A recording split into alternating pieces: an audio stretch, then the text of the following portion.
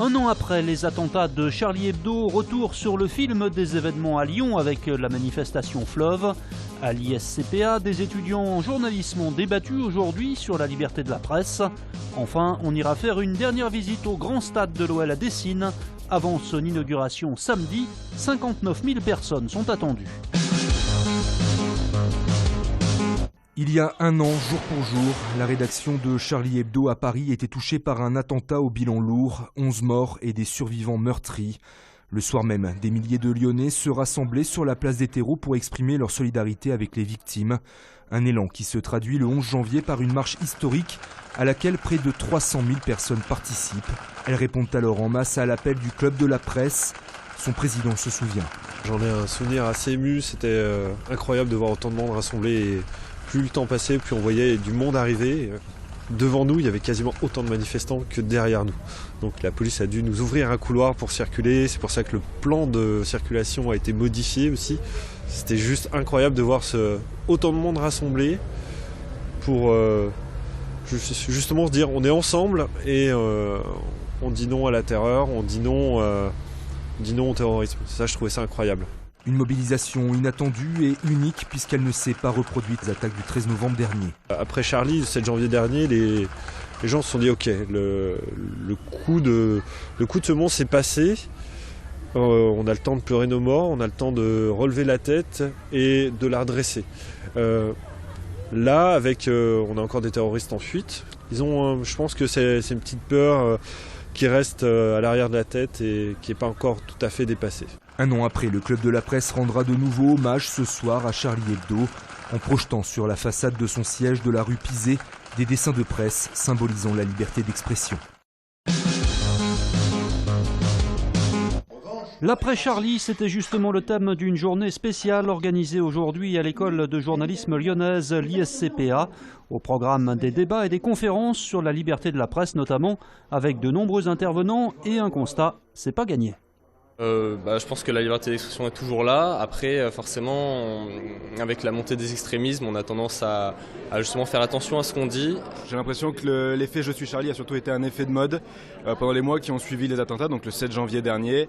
Aujourd'hui, on le voit d'ailleurs avec la nouvelle caricature et les nouvelles polémiques que suscite ce dieu en une de Charlie. Ce qui prouve bien que certains qui s'étaient dit Charlie Hebdo n'ont absolument rien compris à la ligne éditoriale de Charlie Hebdo. Ça a été un effet de mode qui a été suivi. Aujourd'hui, j'ai l'impression que tout est perdu en tout cas.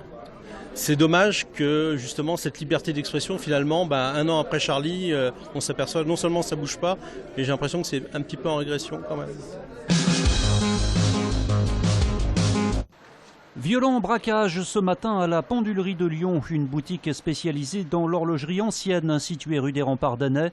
Le gérant a dû être hospitalisé après avoir reçu une balle dans la cuisse alors qu'il tentait d'empêcher la fuite des deux malfrats qui ont réussi à s'échapper. C'est la deuxième fois en un an que ce commerce est attaqué. On ignore le montant d'un éventuel butin. L'enquête a été confiée à la police judiciaire. Le jugement est tombé hier soir dans l'affaire des 10 supporters stéphanois poursuivis pour avoir saccagé un mariage dans le Beaujolais pensant s'en prendre à un supporter de l'OL. Le tribunal de Villefranche leur a infligé des peines de prison ferme allant de 4 à 30 mois. L'un d'entre eux a été relaxé. C'est l'image du jour, les joueurs de l'OL qui foulent pour la toute première fois la pelouse du Grand Stade. Au lendemain de l'arrêté d'ouverture délivré par la préfecture, l'équipement est donc fin prêt à accueillir son premier match. Ce sera samedi face à Troyes. Après près de 10 ans de bataille, Jean-Michel Aulas a donc réussi son pari. On est très fiers, très émus, parce que ça a été long. Ça a été quelquefois difficile. Bon, je sais que vous-même, vous n'avez pas toujours cru à ce que l'on vous disait sur la réalisation du stade. Donc on est très heureux de montrer que voilà, maintenant il est là. Plus de 59 000 places assises, une centaine de loges, un coût de 455 millions d'euros et 3 ans de travaux nécessaires.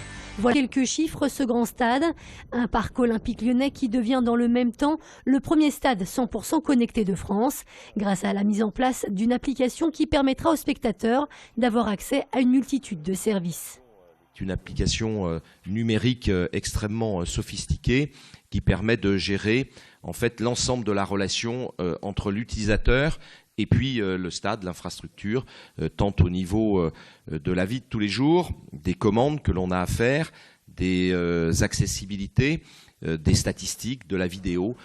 Une application qui ne sera toutefois pas encore en service ce samedi pour l'inauguration. Une inauguration qui débutera dès midi avec des animations proposées aux abords du stade et à la fin du match, le concert très attendu de will.i.am.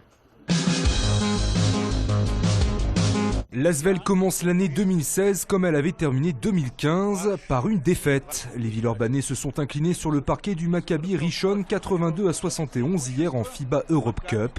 Après cet échec, la Green Team n'a plus le droit à l'erreur pour espérer se qualifier pour les phases finales. Son prochain rendez-vous sera en Pro A face à Chalon-Reims samedi à l'Astrobal.